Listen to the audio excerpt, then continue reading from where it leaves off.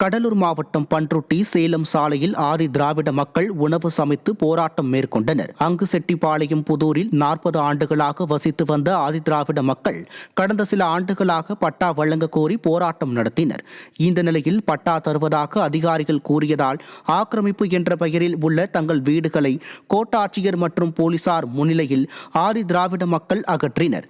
ஆனால் பட்டா வழங்காமல் ஸ்டாலின் அரசு அதிகாரிகள் ஏமாற்றியதால் ஆத்திரமடைந்த ஆதி திராவிட மக்கள் உணவு சமைத்தும் புத்தகங்களை கையில் வைத்து படித்தும் போராட்டத்தில் ஈடுபட்டனர்.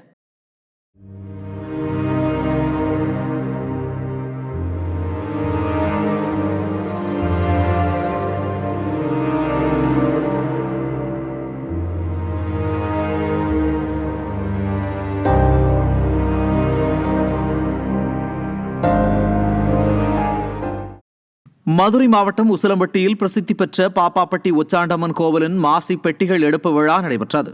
மாசி சிவராத்திரி திருவிழாவிற்காக சின்னக்கருப்பசாமி கோவிலில் இருந்து 12 கிலோமீட்டர் தொலைவில் உள்ள ஒச்சாண்டம்மன் கோவிலுக்கு பெட்டிகள் எடுத்துச் செல்லப்பட்டது.